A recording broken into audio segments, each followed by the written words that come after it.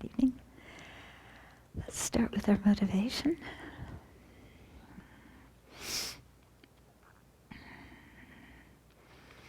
So there's so many different things we could be doing right now. And our friends are probably doing a lot of those things that we could be doing right now.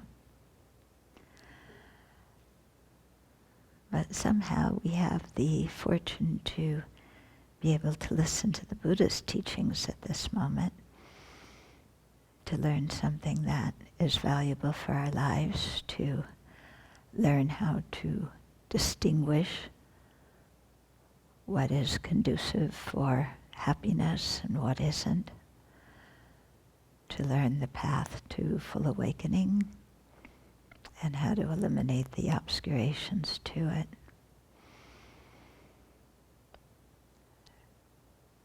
And so, even though we may not be doing the things that are so tantalizing and exciting, like our friends are doing, in the long run, what we're doing is going to have much more benefit for us and, by extension, for all living beings.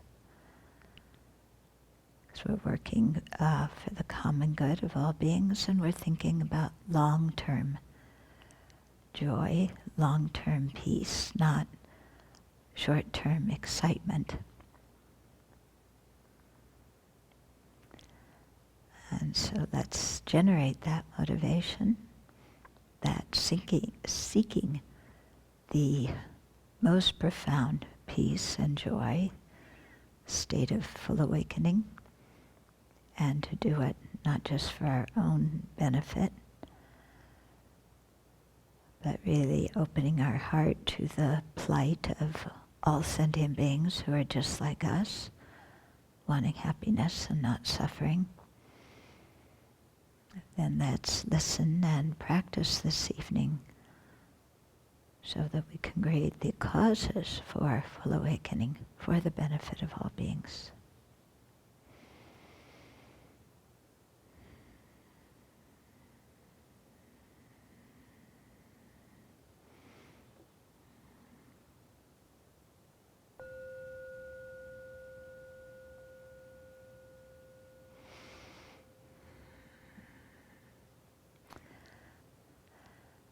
So we may, take our being here, listening to teachings for granted, like, well, I'm just here. What's the big deal? Yeah, but we had to create a lot of causes in the past to be here. Yeah, in other words, things don't happen by accident. They happen due to causes, many of them created in previous lives, and many of those causes steered by the power of sincere dedication prayers, so that they'll ripen in our having the opportunity to listen to the Dharma and to practice it. And so, even though it seems in one way like no big deal, I just happen to be here, actually, if we had the ability to understand the causes, the karmic causes it required, and the virtuous actions we did in the past that created the cause for us to be here, we would see it in an entirely different light. Yeah? Because when you think at this very moment, how many people have the opportunity to listen to the Buddha's teachings. Yeah, probably 7 billion, over 7 billion on the planet. How many are doing that right at this moment? Yeah, not so many. And even the people who may have the opportunity, maybe they chose to go out with their friends instead tonight. I mean, it's Friday evening, so, the Brits are all at the pub, either complaining about BritX or reveling in it, And the French are all in their cafes contemplating whether they should do FredX or not. Yeah, the Germans, I think, are pretty stable. Okay. But the Scots are, drinking their stuff, wondering whether they should leave the UK and stay with the European Union instead. And so are the Irish, at least one part of the Irish, because they don't necessarily talk to the other part of the Irish. Yeah, but you look what sentient beings are doing right now, and it's, so many different things, and yet we have the opportunity to be here and hear teachings about how to develop love and compassion and overcome ignorance and attachment and anger. So, there's something special happening if you look at it that way. So the text we're going through tonight is called Gomchen Lamrim. Lamrim is a series, a genre of teachings in the Tibetan tradition that translates as stages on the path to awakening or gradual path to awakening, but it's a format of the Buddha's teachings that kind of tells you, practice this first, and then this, and then this, and then this. So the whole path is laid out in a very systematic way, and it's very helpful for when you hear different teachings, you know where in the path they belong and how they relate to the other topics. So the particular section we're doing right now is on the four truths for the Aryas. We talked about that in class this morning briefly. And the last few weeks we had been talking about the first truth, the truth of dukkha, or unsatisfactory conditions. And then last week we started talking about the truth of the origins, so that which is saying that the causes of our confused, unsatisfactory situation originate in our own mind. They don't come from outside. And this is one of the foremost of Buddha's teachings. And until we really understand that in our bones, we won't be able to practice very well. Why? Because our usual thing is whenever there's a problem, it's due to something outside of us.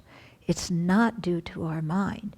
And yet Buddha is saying the causes of our unsatisfactory experiences lie in our own afflictive mental states. Yeah? They aren't the problem of the external world. They're the problem of what's going on inside here, because through our afflictions, we create the causes to encounter all these raucous states, in our life. But if we didn't create those causes through our actions, which originate in our mind, then our experience would be different. Yeah? But we don't usually go through life thinking like that. When we have a problem, it is somebody else's fault, isn't it? Yeah? And people who live at the Abbey have heard me talk about this ad nauseum. I'm sure they're completely nauseated. And I keep talking about it because we still don't get it. Yeah? Yeah? When we hear something, somebody says something, and we don't like it, who's that jerk telling me to do this? Why are they doing some case on me and making me feel guilty and laying a trip on my head? Who do they think they are? They need to get off my back and shut up, and then I'll be happy. Right? Isn't that the way we look at things? Huh? You have a problem with your family? It's mom's fault, it's dad's fault. Yeah, if you can't blame mom and dad, then, your hamster, we find somebody else to blame. Why am I unhappy? Why am I depressed? Why am I discontent? It's somebody else's fault. That's how we see things, right? So we make ourselves into a victim. Because if our problems are somebody else's fault, we're the victim of all these obnoxious sentient beings, and that means that we're never going to be happy until all these obnoxious living beings get their act together and stop bugging us. Now the question is, when is that going to happen? Yeah? When is it going to happen? We've been around since beginningless time. Yeah? We've done 15,000 backflips trying to get sentient beings to do what we want them to do. And they're still not doing it. So we just remain a victim of all these sentient beings. Nobody else makes us a victim. We make ourselves into one by the way we think. Yeah? So my suffering, my unhappiness, my discontent, my depression, my everything, somebody else's fault. I'm sweet, innocent, benevolent, kind, wonderful, charitable person who only wishes everybody well. And instead, they don't appreciate me, they talk behind my back, they insult me, they steal my boyfriends and girlfriends. Yeah.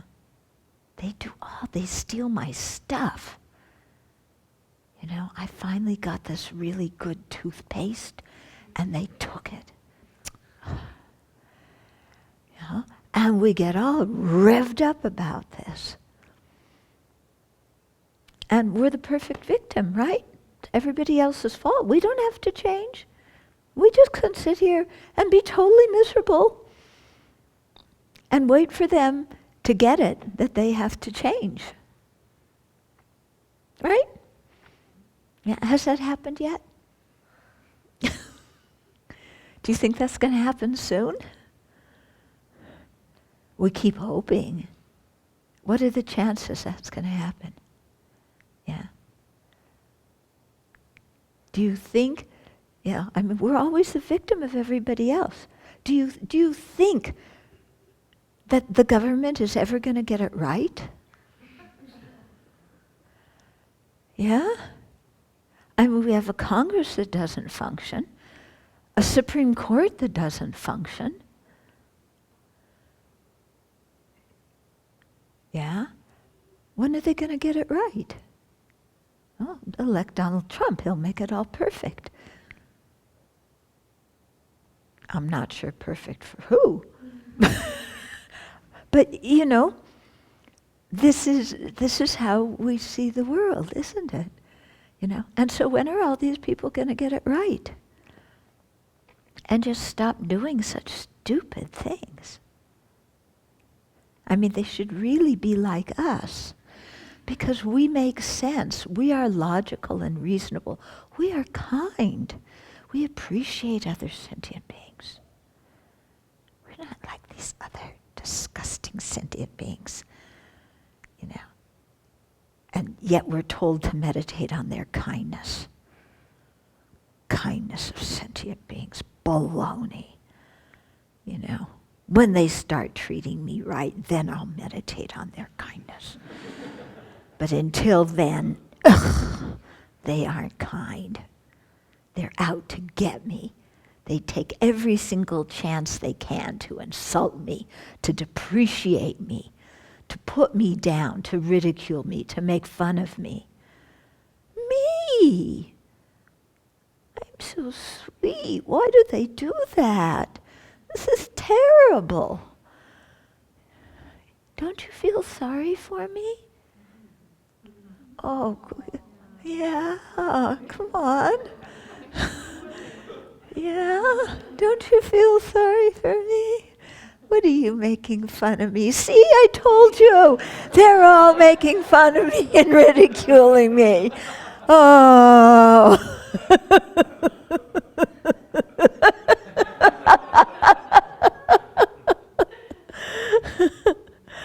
Okay? Do you see how our worldview is somehow very crooked? We're not seeing things in a realistic way at all. Yeah. We're kind of waiting for, Peter Pan to fly in the window and rescue us,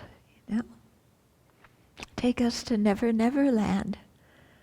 What happens in Never Never Land? I forgot. Is that where all the children... Where all the what? Oh, the lost boys are, that never grow old. Oh. Oh. Just play? That's all they do? They try to avoid the violence.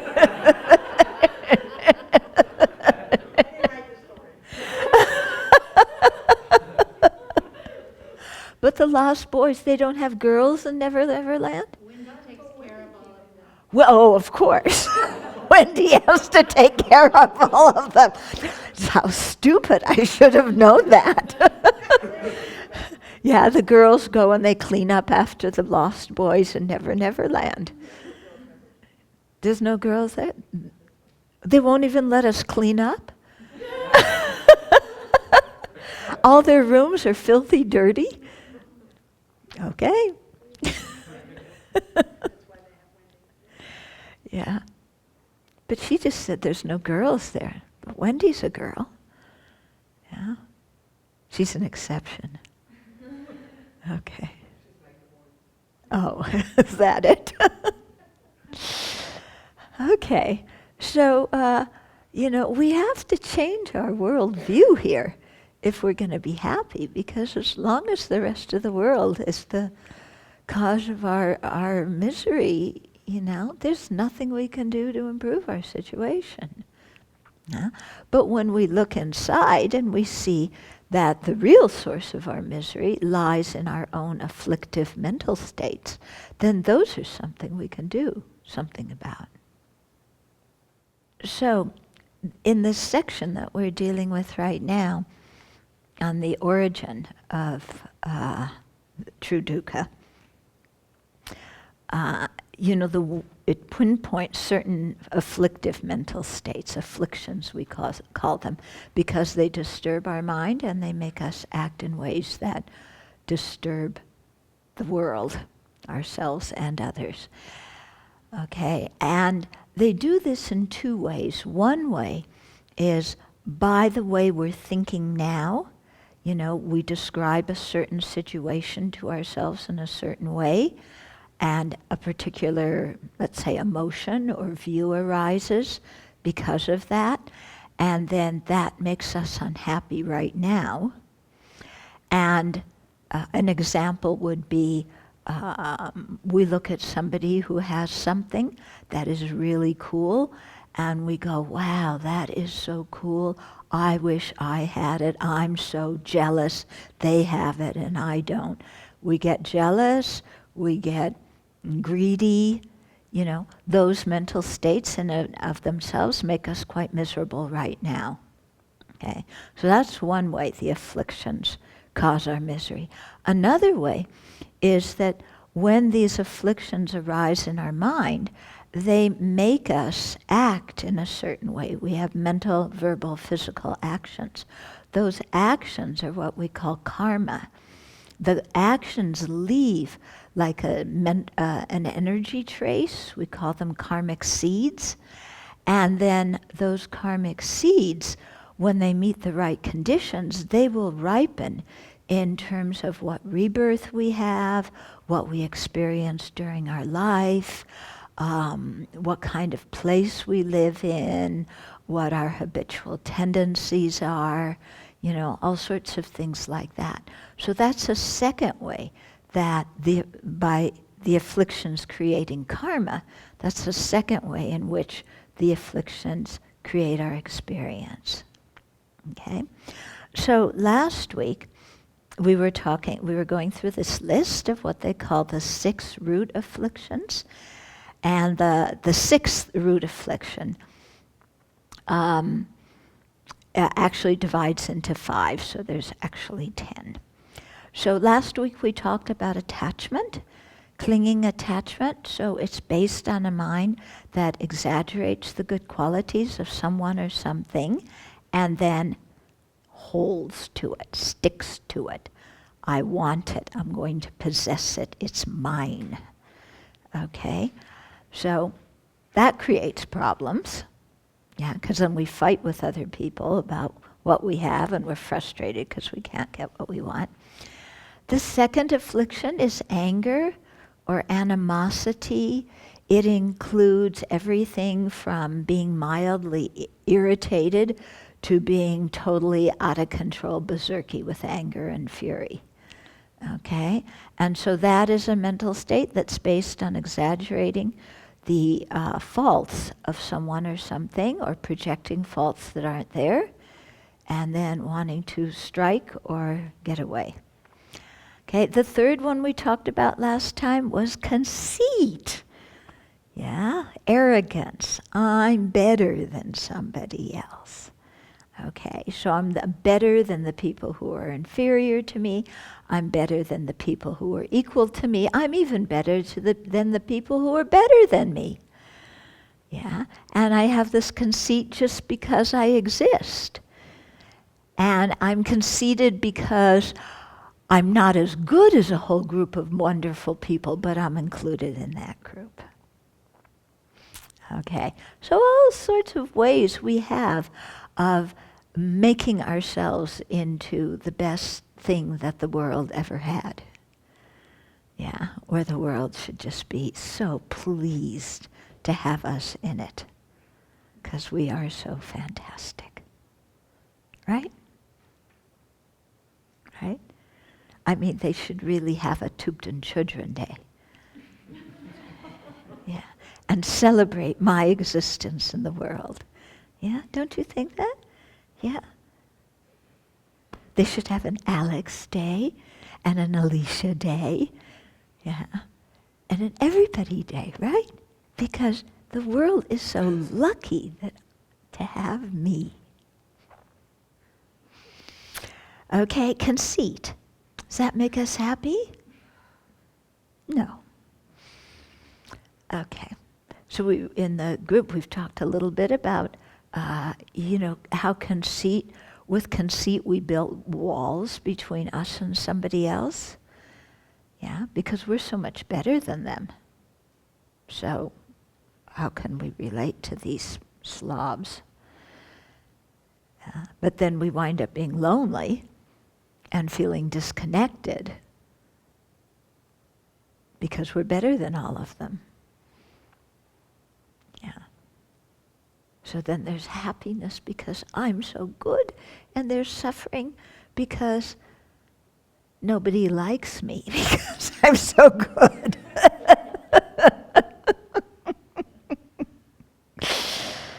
Okay, you see how crazy our afflictions make us?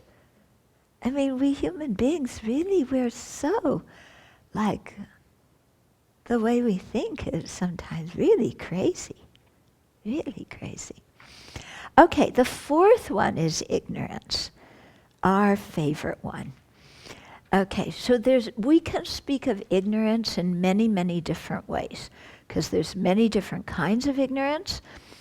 And within Buddhism, there's many different philosophical tenet systems. And so those tenet systems describe ignorance in a different way, okay? A very general way of describing ignorance that everybody would be happy about, even though they would say maybe it's not complete, would be that it is not understanding the four truths for the Aryas, not understanding the three jewels of Buddha's Dharma and Sangha, not understanding how karma and its effects function. So some schools say that ignorance is the one that keeps us in cyclic existence. Okay? Not everybody agrees that that's the root, but that's a general way of describing ignorance that everybody would kind of be happy with.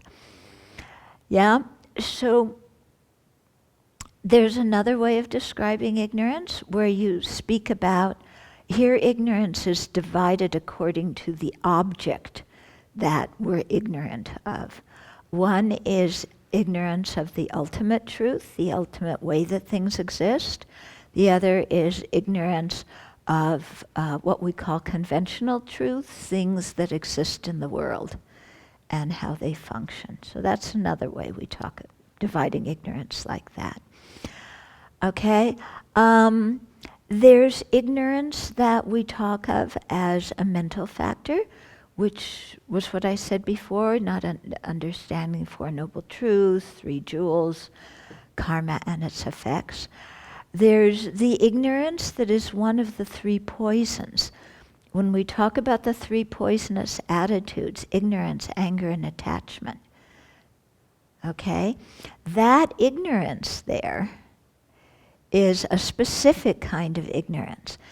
Because, and this is a quotation that we found in Precious Garland, we'll come to it. The three poisons of ignorance, anger, and attachment, whenever they're in our mind, we create negative karma. Actions motivated by those three create negative karma. Now, that ignorance, is that the ignorance of the ultimate truth?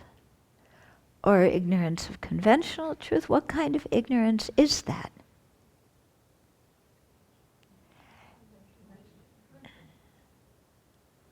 It's specifically the ignorance that doesn't understand karma and its effects. Okay?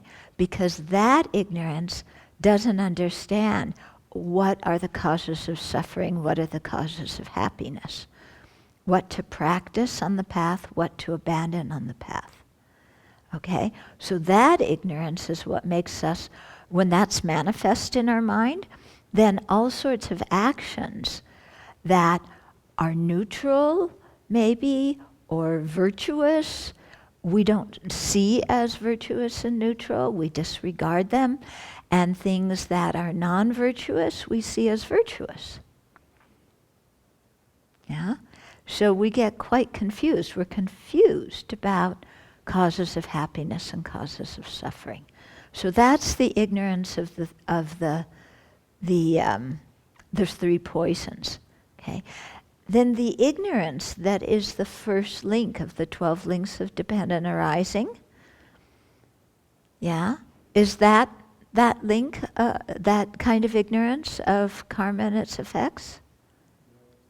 No. What's it the ignorance of? Yeah. It's ignorance of the ultimate nature of reality. Okay?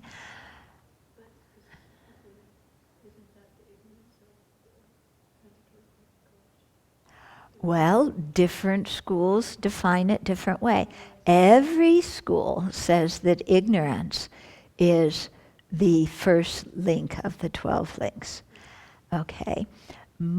All the schools except the Prasangika say that ignorance is an obscuration that prevents you from seeing the Four Noble Truths, prevents you from seeing impermanence, dukkha, selflessness. Yeah, it's an obscuration. Yeah, and that's how they see ignorance. That's the first link. For them, the view of the transitory, the view of the personal identity is not ignorance, because the view of the personal identity grasps the person, from their point of view, as being a self-sufficient, substantially existent person, which it isn't.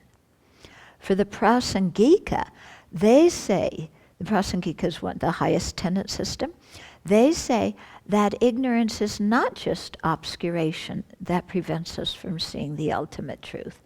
It's that, but in addition, it's a mind that totally misapprehends how things exist. So it's not just unclear about how things exist. It actively apprehends them as existing in the opposite way from how they actually do. And so for the Prasangikas, the view of the personal identity is one form of ignorance, and so is considered the ignorance of the first link. But for the other schools, not.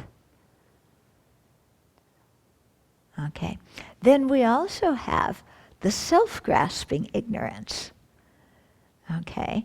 So self-grasping ignorance is the ignorance that grasps at the inherent existence not only of persons, like the view of the personal identity does, according to Prasangika, but it also grasps onto the inherent existence of all phenomena and all beings.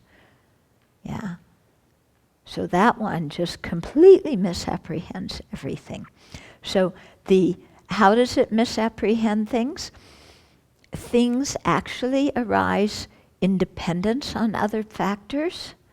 They depend, things that function depend on causes and conditions. Everything depends on parts. Things depend on the mind that perceives and conceives and labels them. But ignorance thinks that things exist, everything exists as its own self-powered entity, that set itself up, that is independent of everything else. So whenever we look at something, this looks like a gong from its own side, doesn't it? There's a gong inside here. Yeah? And this is a thermos from its own side. If we look in here, we're going to find a thermos. And if you look in here, you're going to find a human being. And if you look in here, there's a real table you're going to find. Yeah? That everything has some inherent nature that makes it what it is. And this is how things appear to our senses. And this is how we grasp them as existing. And we've done this since beginningless time and are so well habituated to it that we don't even question it. And we think that we're perceiving everything exactly correctly as it exists. Yeah. But when we really start to examine and ask ourselves if things could possibly exist in the way that we apprehend them or grasp them to exist, then we realize they couldn't possibly exist that way. Yeah, that what we're seeing is erroneous, it's mistaken.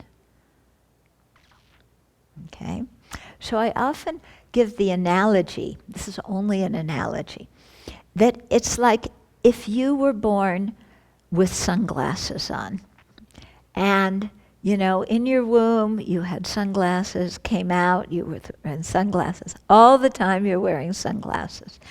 Everything would appear dark to you, right? And that's how it appears, and you would assume everything is the colors that you're seeing it through the sunglasses. Are things actually the color that you're seeing them through the sunglasses? No. Yeah. The dark color is erroneous. It's mistaken. Things don't exist dark like that. Okay? But we have never questioned how things appear to us. We just take it for granted. Yeah, everything's dark. Yeah. So this is just an analogy. So in the same way, everything appears to us to have its own inherent nature. Yeah? When you look at anything here, these appear like real people, right? There's a real person inside everything. And these are it's a real table.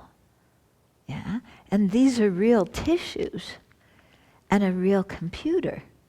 And, the computer has computer nature radiating out of it. Yeah? That's how we see things. And yet, yeah, if you took any of the people here and asked, okay, who really is that truly existent person that I see there?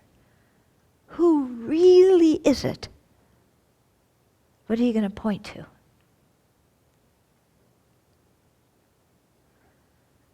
Yeah? Can you find something that really is the person? Is it their body? Are you your body? Yeah. How about your mind? Are you your mind?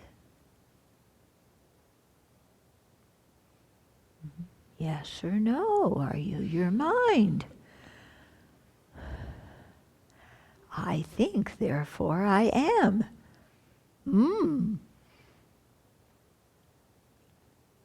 So if you're your mind, which mind are you?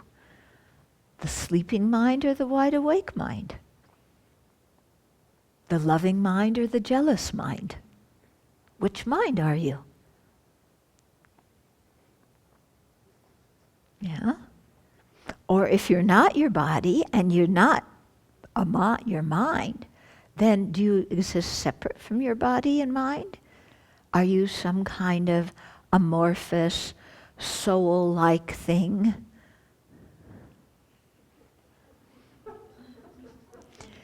Such that your body and mind can be over there and you can be over here. That true? Difficult, huh? Okay, so, things appear one way to us, but they exist in another way. But not recognizing this, we just develop all sorts of wrong conceptions and wrong ideas about them. Yeah? And it starts with, this isn't my thermos. This is an inherently existent thermos. It's a real thermos. Okay? Starts out like that, a real thermos. Then, on the basis of this is my thermos. My thermos, it's not your thermos. If you're nice to me, maybe I'll loan it to you. But if you dent my thermos, look out. Because now it has the nature of me in it. Doesn't it? It's no longer a thermos, it's my thermos. Because in here, there's something now that makes it mine. Okay? What is it that makes this mine?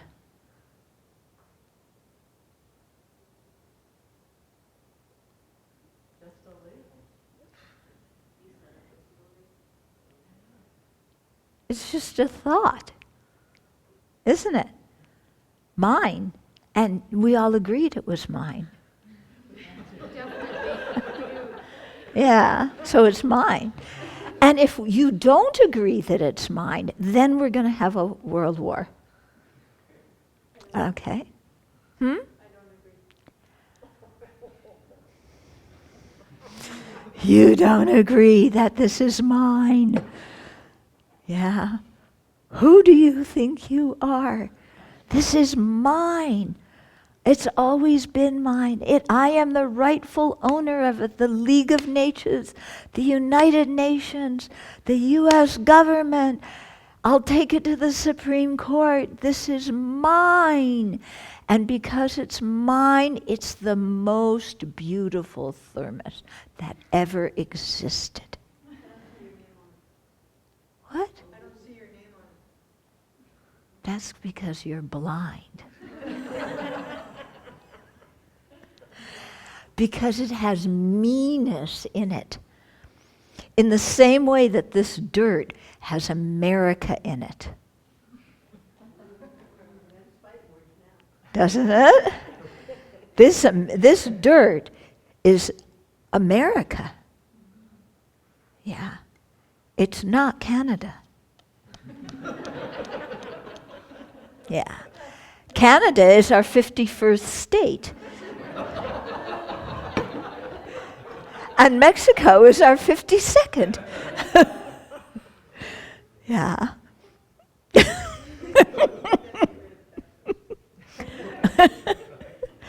Yeah. So it's true, isn't it? Yeah, we look at the dirt. This is America. And we fight wars over whose dirt it is. Yeah. I went to teach in Israel at the kibbutz, right along the border with Jordan. Yeah. And there was a fence there. And this dirt was Israeli fence, and that was Jordanese fence. And I wonder what happened when sand blew from one side to the other. Whose sand was it then? You know? And this is what people fight wars over, isn't it? Yeah? What we're going to call this dirt? Is it yours or is it mine?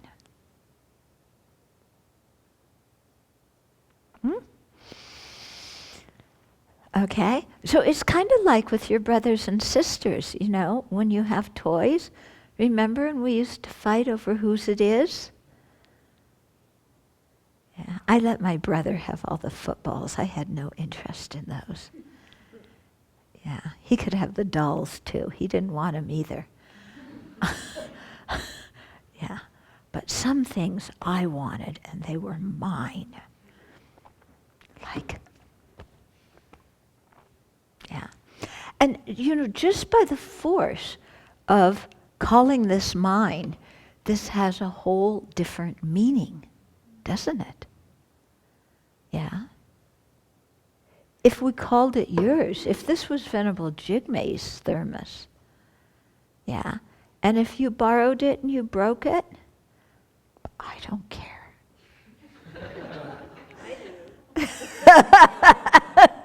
She does, but I don't. But if it's my thermos and you borrow it and break it, then I really care. But she doesn't care because she doesn't understand anything. If she understood how important I was, then she would understand the catastrophe that's happened when my thermos gets damaged. Do you get it now, Venerable Jigme? That's good.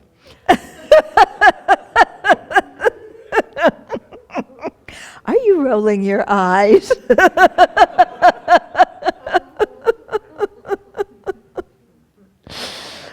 Okay, so this is what ignorance does.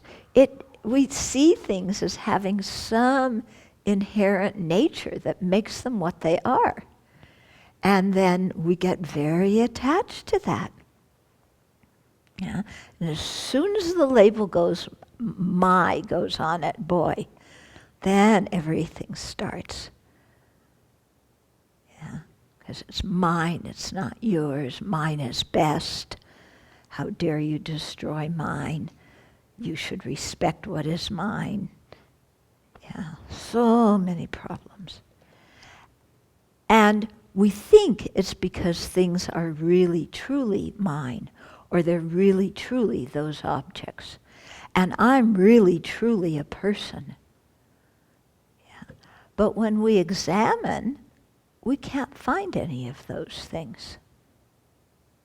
Yeah, they just kind of, they appear, but when we try and find out exactly what they are, there's just space there. We can't kind of hold on to something and draw a line around it. Yeah. Sometimes with ourselves we feel, this is me. Yeah, me. As if, you know, you draw a line around your whole body. And that's the borderline of me. Everything on this side is me. Everything on that side is something else. Okay.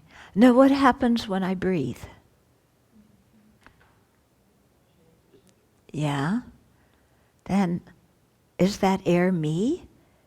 And then the carbon dioxide is something else? When the air's in me, it's me. When it's outside, when I exhale, it's not me. How about when I eat? When I eat, the food is me. After I go to the bathroom, it's not me? Or is it not me while it's still in me?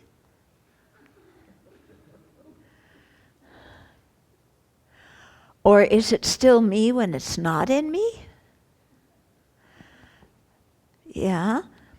So we feel like there's this definitive borderline between what's me and what's not me. But when we look, it's not such a strict thing of what's me and what's not me. When you give blood at the blood bank, when you walk in there, that quart of blood is me. When you give blood, and that, it's a quart, isn't it usually that they take? Pint. Oh, that's little. So they take a pint of blood. Yeah, they take a pint of blood. Is that pint of blood you? When they put it inside somebody else's body, are you now in somebody else's body? Or if you're the recipient of the blood, is somebody else now inside you?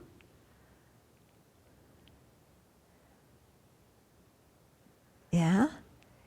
If you get a heart transplant or a liver transplant, are you or are you somebody else?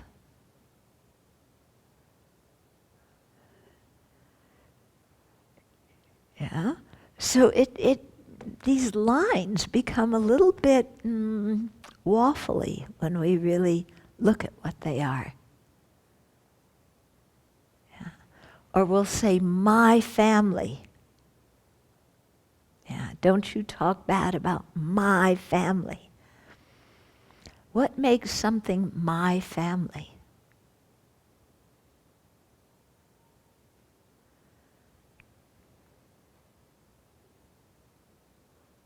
We used to say we're blood relations. We have the same blood, but we don't have the same blood. You have your blood and I have my blood. Well, we have some genetic resemblances. So do you look at my genes? Look at my chromosomes? Oh, you have similar things. Yeah. What makes that other person my family? And especially nowadays when families are so creatively put together. You know? You live with the ex-wife of your cousin's former husband. You know? And their children, and then, your cousin's second wife's former husband's daughter and their children, and that's a family. Yeah? Or you have adopted kids. Yeah? And that's your family. Who's your dad? My dad is number 4753. Yeah? Who's your dad? So, what makes somebody my family? What is my about those other people? Okay. And what in the world does it mean to be family? What is a family?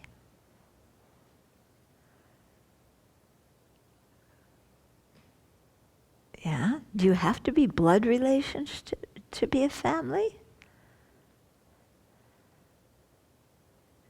No, you don't. So do you see, everything appears so solid, but as soon as we start questioning it, we can't figure out exactly what these things are.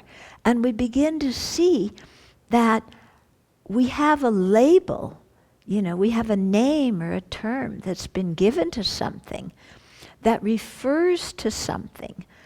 But exactly what it refers to,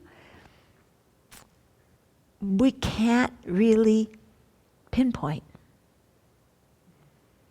But it refers to something enough so that we kind of understand each other when we're lucky. Yeah. Many times we don't understand each other because we have totally different meanings for the same sounds. Yeah? one person says family and they think has to be blood relation. Another person says family and they think you have to be living in the same house. Which is it? You know, sometimes you have to go to court and spend a lot of money on a lawyer to win your definition of something. Yeah? So do you see how ignorance, you know, it makes it seem like everything's out there in and of itself, and it's not. Okay? So that's why it's called ignorance. It doesn't see things properly. And just the word ignorance has this kind of ominous tone, doesn't it? You know, ignorance doesn't sound like it's going to be anything great. Yeah. So, and it isn't anything great. So this is that mental factor of ignorance that I sure went off and talked about a lot, didn't I? Okay. Boy, most of the session. For something that apprehends things that don't exist, we sure talk about it a lot, don't we? So afflictive doubt is an indecisive wavering inclined towards the wrong conclusion. Okay? And here it has to do with important things, you know, spiritual matters. And so there's different kinds of doubt. The afflictive doubt is inclined to the wrong conclusion. There's, you know, so-so doubt, you know, the middle doubt. You're not sure. It could be this, could be that, 50-50. Then there's doubt inclined towards the right conclusion. So that's kind of, it's not good, but it's better than afflictive doubt, okay? Because afflictive doubt is towards the wrong conclusion. And so it's a two-pointed mind, yeah? So they say that when our mind has this kind of doubt in it, we're immobilized because we're stuck. Should I do this? Should I do that? Is this virtuous or is that virtuous? Yeah. So they say it's like trying to sew with a two-pointed needle. What's going to happen when you try and sew with a two-pointed needle? Yeah, you can't do anything, can you? You're stuck. Okay, so that's what this doubt is. And it's, we often suffer a lot from this kind of doubt. You know, we're not sure, is it this? You know, does karma exist? I'm not sure, but I think it doesn't. Is it possible to become fully awakened? I don't know, but probably not. Yeah? Should I do this? Should I do that? We have a lot of doubt in our life that is just regular not the doubt about spiritual matters, which is an important kind of doubt. But we have so much doubt in our life, don't we? And sometimes we have so much choice and so much doubt, and we can't make up our mind. Yeah? So we have people come here and say, oh, the Abbey's very nice, but the grass is greener at this other center somewhere else, and the chanting is better at this other center here. And should I go to that one? Or should I go to that one? Or should I stay here? Or maybe I should go back with my old friends. Or maybe I should go back to school. Or maybe I should go back, I should get a job and go to work. But I don't know what I want to do. You know, should I be this? Should I do that? You know, who are my friends? Where do I want to live? Yeah? I think people have so much doubt these days that sometimes, you know, you're so immobilized you can't make a decision. And not making a decision is acting. Yeah. Because we kind of want to check out, I'm kind of inclined to do that, but it might not be the right decision. This one might be the right decision, not that one. Can I do this one for a while? And then if it doesn't work out, can I rewind in the time machine and come back to the present and then take the other one and see how that one goes? And if that isn't so good, can I rewind again and come back to the present and check my options again? We sure wish we could do that, don't we? Yeah? But we can't do it. So we just kind of sit there in our head, confused. Should I do this? Should I do that? Then we ask all sorts of people, Venerable Semke, what do you think I should do? And she tells me something. Yes, but I don't know. Venerable Chuni, what do you think I should do? Oh, you're just sitting there grinning. You don't know what you're talking about. Okay. Yeah. Venerable Ho-Ho. Yeah, what should I do? I don't know. What? Build that cabin. But I don't know how to build a cabin. You think I'm Milarepa or something? I'm going to build that cabin? Oh, I don't know. Venerable Jigme, what should I do? I have my whole life. What should I do? Oh, I don't know. That's why I'm asking you, because I don't know.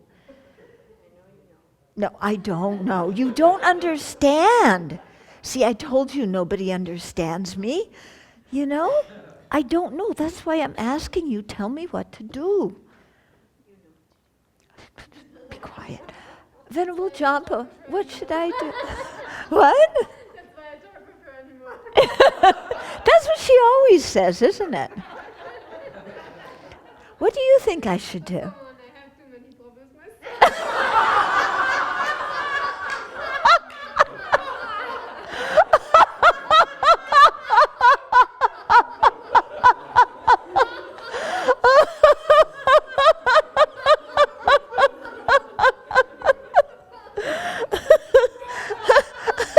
But that's no excuse.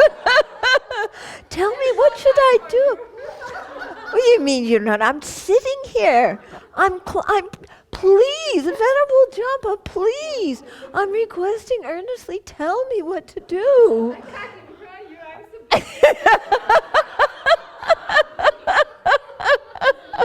Venerable Seifa, what do you think? A wise person once told me, it sounds like you don't have enough information in it.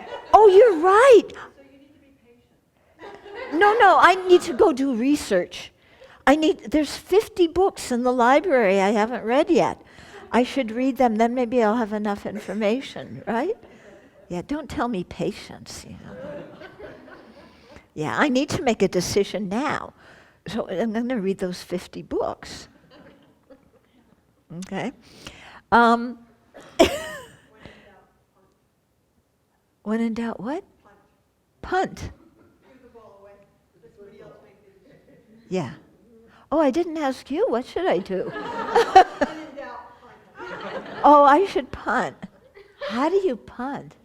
You pick up the ball and you kick it to the other team. That'll hurt my toes. It'll hurt my toes.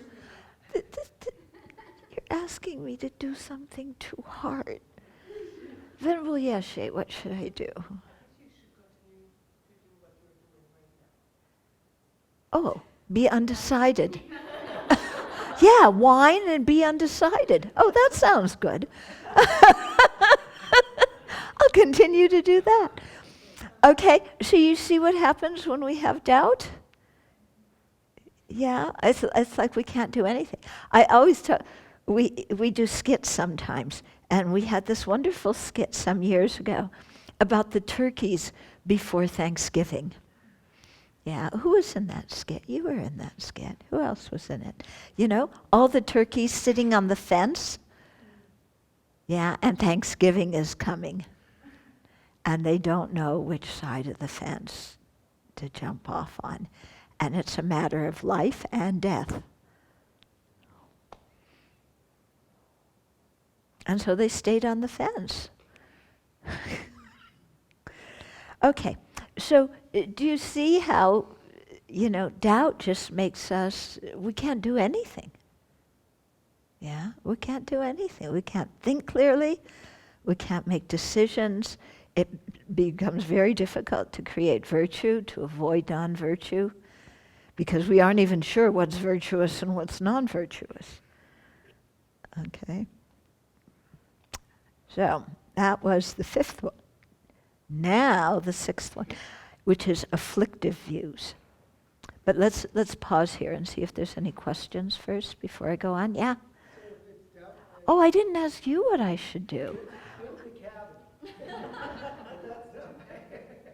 Build the cabin? That's what she told me. You'll hate it so much you'll figure out what to do. That's not my question. My question is if it's inclined towards the wrong conclusion, then more than just the indecisiveness, we tend to end up making the wrong decision. Yeah. Basing our ideas on it. Yeah, yeah. And that's why it's afflictive. Because when it's in our mind, we're really inclined towards the wrong decision. And then we very often make the wrong, And this is in terms of what we believe. Yeah. So we pretty much, because we don't really know, we just decide something wrong. Yeah, we may just decide something is wrong. We may just ignore it. We may just stay in the middle of, I don't know. I don't know if karma really exists and if it has effects. I don't know. So why should I, follow it? I don't know. I don't think it exists. Okay. Yeah. I was just thinking, making the wrong decision, though, can sometimes show you the right decision from there. Mm-hmm. So making a decision, either way, could be better than just sitting there. No choice, with no decision. Yeah. If we are talking just about regular life, not about our views, then yes, I think sometimes it's better you make a decision and then you accept that it may wind up to be a good decision, it may not be, but whether it is or not, I'm going to learn from it. And so if you have that kind of view, then for sure the decision is going to benefit you because you're going to learn something very important from it. Yeah. In terms of spirituality, if we go, well, I'm just not so sure karma exists, it doesn't exist, well, I'm going to just make the decision it doesn't exist, then that's pretty dangerous. Because if you think, okay, my actions don't have any ethical dimension, they don't bring any results to me, then I can do whatever I want. Some spirituality is better to sit and think and ponder. Yeah. Yeah, very often we really need to sit and think and not make hasty conclusions. Folks online have two comments and one question. Mm-hmm. The first is someone says, seems like there's a connection between doubt, attachment, and wrong views. We're looking for what external happiness is going to bring the most happiness here and now. Mm. Yeah. Someone else also. Yeah, that's a good comment. And someone else adds a comment on criticism. It's interesting that criticism, however well-intentioned, is most difficult to accept when it is A, accurate, and B, reveals a fault that is easily corrected through minimal effort. That's conceit. Yeah. So criticism is very difficult to hear when it's about something that we can easily correct, and the criticism is right on. And what makes that criticism difficult to hear? Our conceit. Because I don't have any faults. Yeah? Makes life very difficult, doesn't it? Because other people see all these faults in us. Stupid sentient beings.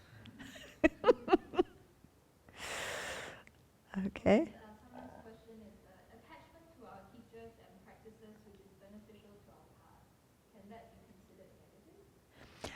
Okay, they say that attachment is to a polluted object. So you don't really get attached to the Buddha, Dharma, Sangha. If you're seeing your spiritual teacher as just some sentient being, and you're projecting on your spiritual teacher, they're going to give me all the love I've never had. They're going to tell me what to do, and it's going to be exactly what I want to do. And they're going to be everything I've always wanted. Then if you have that kind of projection on your teacher, you're going to get attached. And you're going to suffer a lot because of it.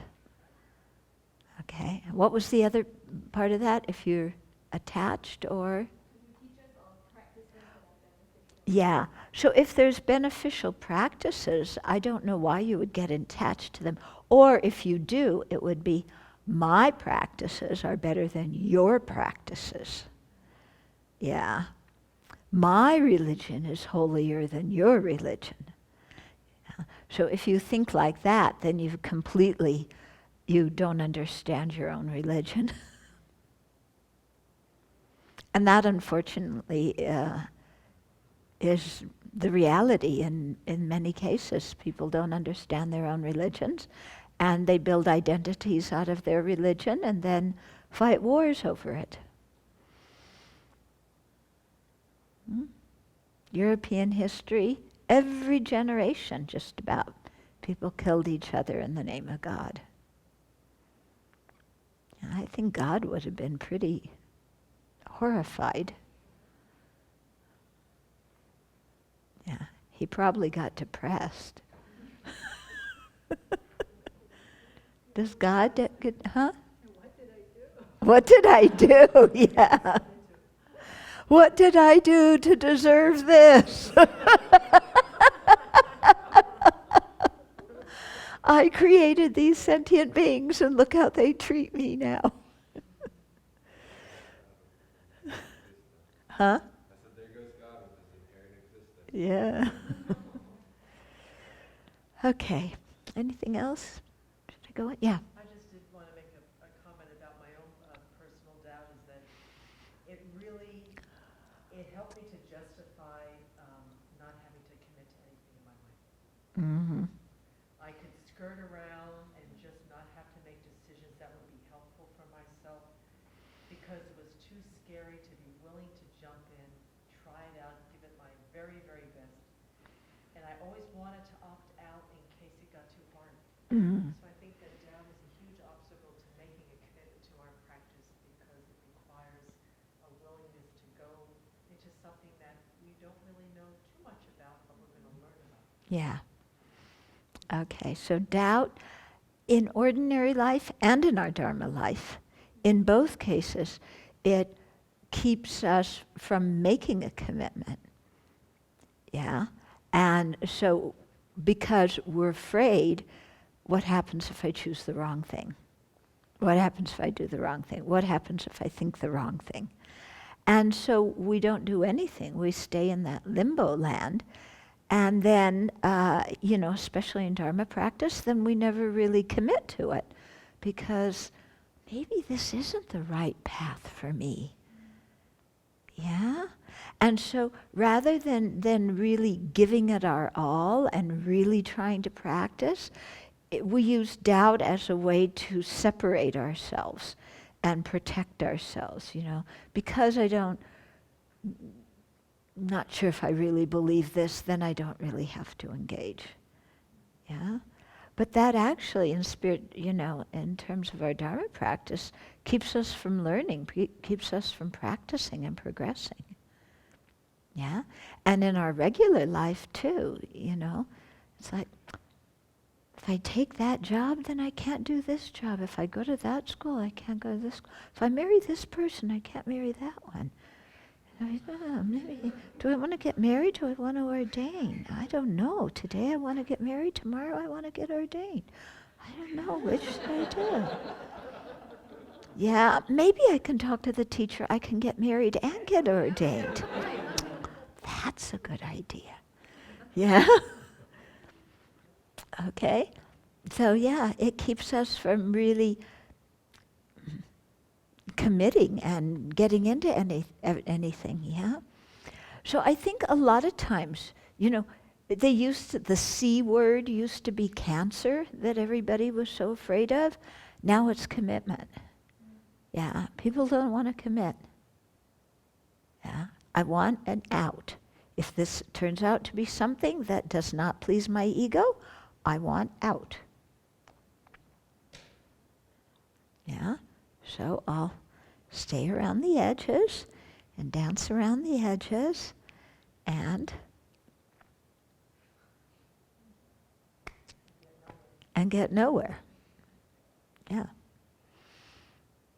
Mm-hmm. In a similar way, I see how attachment can be part of why we want to hang on to doubt, because it's like, oh, I don't really want to believe in karma, because then I'd have to give up some of the unethical behavior that I really Exactly. So all these afflictions really contribute to each other. Yeah. I'm very attached to drinking and drugging. So why should I take the 5th precept? I don't really want to. So it's kind of embarrassing to say I don't want to and that I want to keep drinking and drugging. That doesn't make me look too good. So I'll say, I don't know if that precept is really necessary. Yeah? Good, you agree with me, you're my friend. Yeah, I'll only take 4 precepts. I don't need the 5th precept because I don't have a problem with that kind of stuff. That precept's only for people who are really addicted. Yeah, I don't have that problem. I don't really think it's necessary. Do you? Do you? Yeah. Oh, good. You don't think it's necessary too. So now I feel better. All my friends agree with me. Yeah. That's why they're my friends. Because they agree with me. Yeah. And now I can just go drink and drug however I want to. You better stick with 2 precepts if you're going to do that. You'll what? You'll disagree. You're always disagreeing.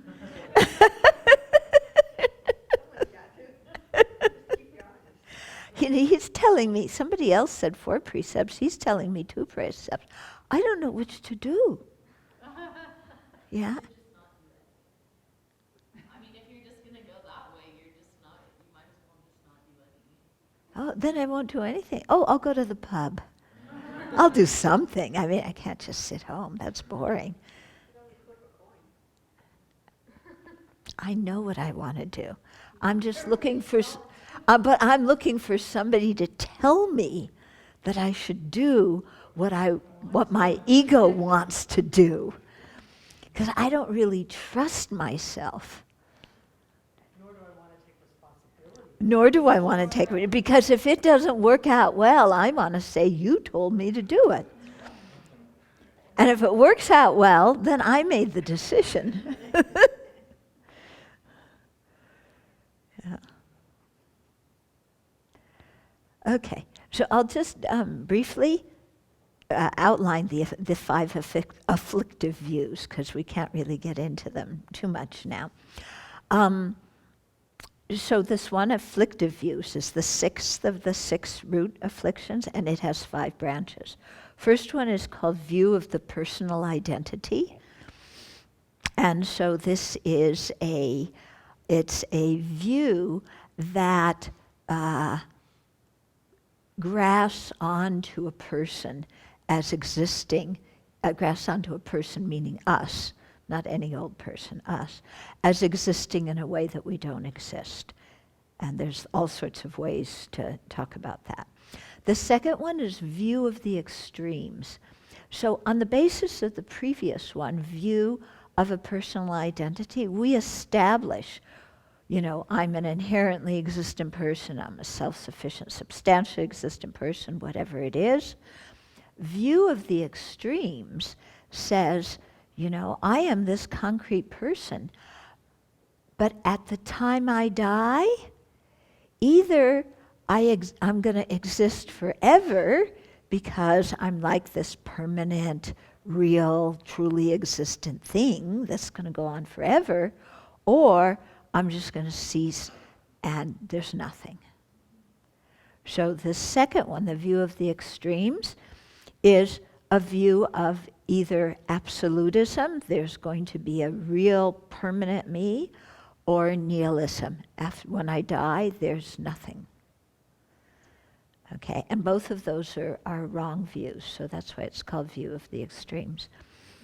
Then the third one is wrong views, and here, wrong views means like not accepting karma and its effects, not, understanding the Four Noble, the Four Truths of the Noble Ones, thinking enlightenment is impossible, thinking that there's a creator God that made the universe, these kinds of things. So wrong views is asserting that something that exists doesn't exist, or something that doesn't exist does exist. And again, it pertains to important spiritual questions, not just to who, who to vote for. Though that could be an important spiritual question, couldn't it?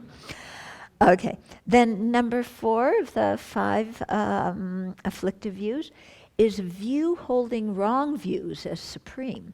So this one looks at all the above wrong, kind of wrong views and thinks, by golly, these are the best things to believe. Okay, so we really reinforce our screwed up way of thinking. And then the 5th one is called views of rules and practices. And what this means is having a skewed idea about what is virtuous and what is non-virtuous, and what is a cause for awakening and what is not. So some examples of it may be, like in ancient India, there were people, if you jumped on a trident and the middle spoke came out the top of your crown, then you were going to be liberated. Difficult. Or, you have to, if you drink some holy water, this is going to purify your negative karma. Yeah. So these kind of wrong views that something that is not the cause of either upper rebirth or the highest good is the cause of it. So people think animal sacrifice is great, all sorts of superstitious practices that the people who do them don't think are superstitious. Okay, these kinds of things. Okay, so those are the 5 wrong views, but I could start on one of them, but I mean, one's saying yes, one's saying no. Now I don't know what to do. Oh goodness, let's talk about what to do for at least 10 minutes, and then by that time the session will be over. Okay, so we talk about view of a personal identity for a little while. Okay, so, I should say all 5 of these afflictive views, they are examples of wrong intelligence. Okay, now you might say, but they're all forms of ignorance, they're all wrong views. Why do you say they're intelligence? They're intelligence in the sense that people had to think to come up with these things. Okay? So the other ones, like attachment, anger, these are much more emotive. Yeah, they're just emotive things that carry you away. Whereas these ones, you sat down and you thought about something and really came to the wrong conclusion. Mm? Isn't there an innate aspect to the view of the personal identity? Yeah, there is. For the first two, at least, there's an innate one. But it's still based on some mistaken way of speculating about things. So it's not just that you sat down and said, okay, today I'm going to think about, this. I mean, it's definitely innate, but it's based on a wrong intelligence. Okay, it's not an emotive kind of thing. Okay, at least that's what they say. Okay. So,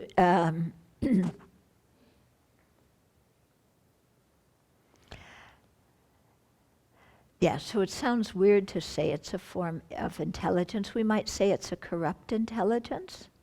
Yeah, because it's a view. It's not an emotion, it's a view. So it's a certain take, it's a certain perspective on things. So the view of the personal identity refers to our own self, yeah, and according to the Prasangikas, yeah, it refers to our own nominally existent mere I, and it thinks that that nominally existent mere I is an inherently existent I. Okay? The way the lower schools talk about it is different. They say that the focal object of view of a personal identity is the aggregates. And so by looking at the aggregates, then this view thinks that there is, for example, a self-sufficient, substantially existent person. Okay? But Prasangikas say, no, the focal object is not the aggregates, it's the mere I. And you're not just grasping at self-sufficient, substantially existent person, you're grasping at a truly existent one. Okay, so also unlike the lower schools, Prasangikas say that the view of the personal identity is a form of ignorance. The other schools don't say that. Yeah. And it's rather interesting, in the Theravada school, they say that that this view of the personal aggregates, well, all the lower schools say that it's not the root of samsara. Yeah, and I know Theravada, I'm not sure about the other lower schools, but Theravada says that when you reach the path of seeing, then view of the personal identity is gone. Yeah, that doubt and wrong view forever eliminated. So they really see them as something definitely, not as they don't really divide into innate and acquired, but they would say that's something that's not that deep. Whereas for the Prasangika, ignorance and view of the personal identity have the same mode of apprehending things, and so that's why they can both be considered the root of samsara.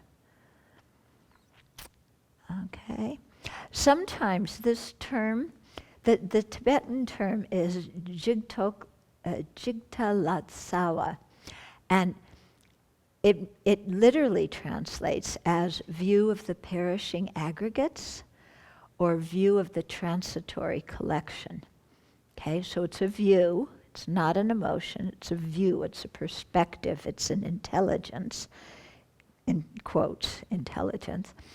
And by saying that it's the transitory collection, they're referring to the aggregates, the body and mind, the things that are the basis of designation of the person. Okay?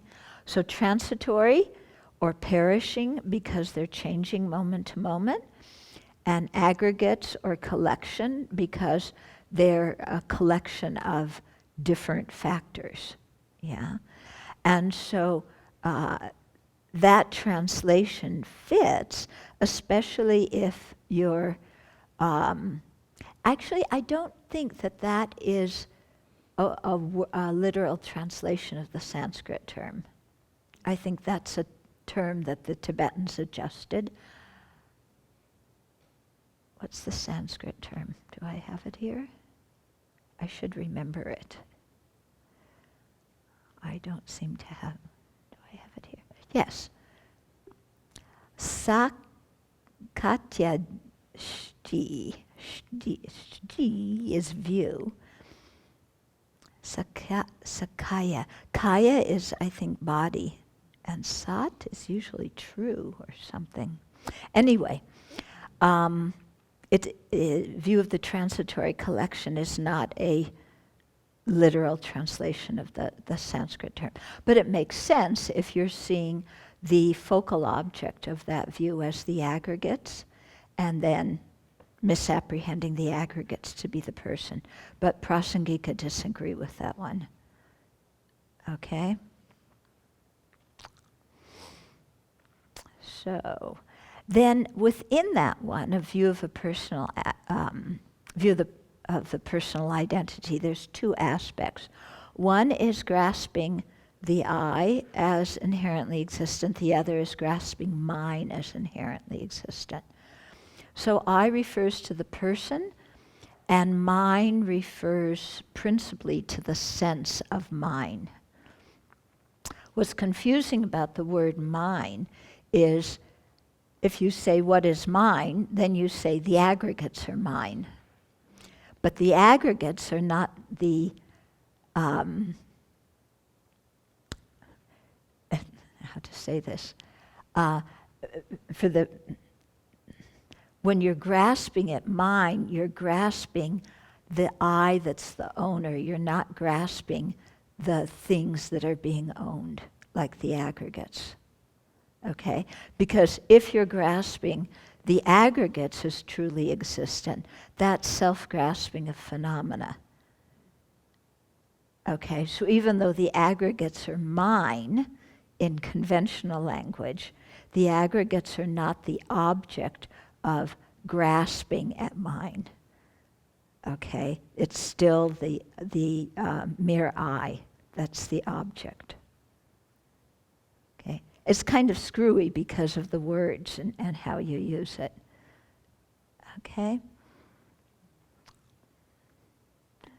Mm-hmm. That light, then, can you again clarify how it is in Prasangika that it's upon seeing the aggregates that the appearance of the I arises, and that's the focal object? Yes. Yeah. So when it's not that the aggregates themselves are the focal object, it is upon viewing the aggregates then that apprehension of self arises. Yeah. Well, upon viewing the aggregates, there's the mere I. That mere I is what you hold as truly existent. Because holding the aggregates as truly existent is self-grasping of phenomena. Okay? But, yeah, okay, that's good enough. Okay. So, then there's some religions that talk about the person in even a grosser way, not even as a self-sufficient, substantially existent person, but as there being like a permanent soul, a permanent self, something that really truly is the person that goes from life to life. Okay? So here it's by pointing to the view of the personal identity as an affliction, all the Buddhist schools are saying that the idea of a permanent self or soul is a wrong view, that such a kind of person doesn't exist. And that's the grossest level of what people grasp at as being the self. And according to the Prasangikas, that one is an acquired one that we gain through developing some kind of philosophy or psychology. Okay? The reason that this view of the self is so pernicious is because once we have this idea of there being a real me, then we see the whole world in terms of me and what benefits me and what harms me. And so what appears to benefit me, I want. What appears to harm me, get away. Okay? And so there begins our conflict with other sentient beings and with the external world. Okay? Because we feel like there's a real I here that we have to protect and that we have to get happiness for. And that becomes the purpose of our life. And through that, we create a ton of negative actions.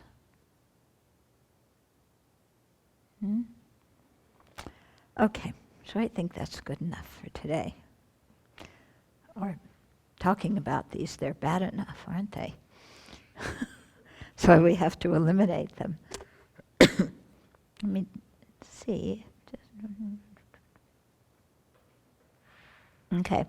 So because these 5 are reasoning, albeit incorrect reasoning, okay, because, they are considered a form of intelligence.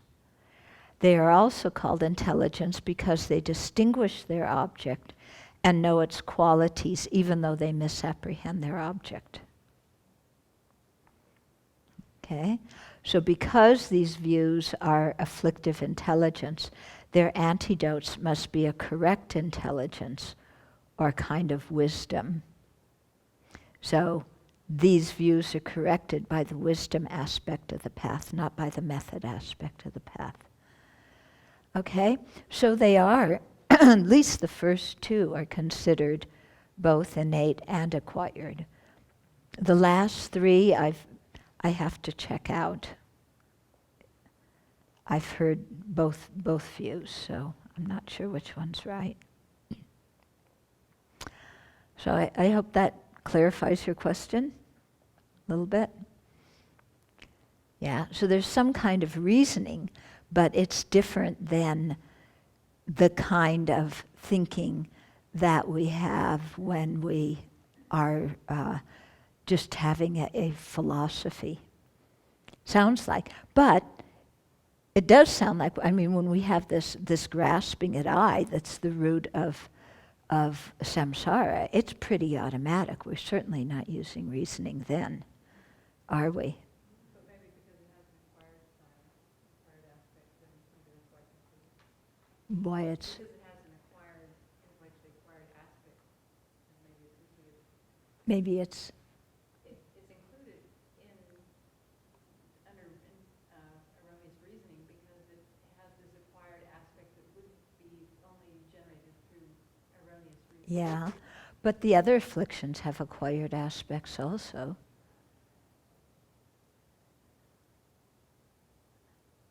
Yeah. Oh no.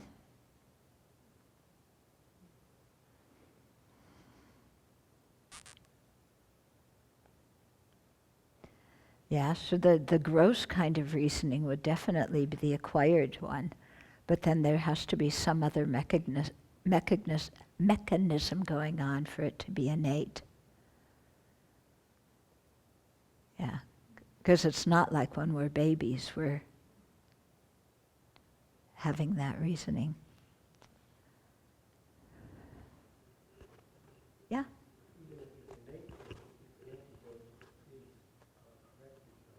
Right. Yeah, but the correct intelligence is also the antidote for the acquired form. Yeah, so it said it was an intelligence because it's using some kind of reasoning. But I wonder if that's more of a view of a lower school. Yeah? If it's eliminated on half a seed, it's probably true. Yeah, yeah. Now I know that for the Pali tradition, maybe also be true for the Vaibhasikas. I don't know for the Svatantrikas.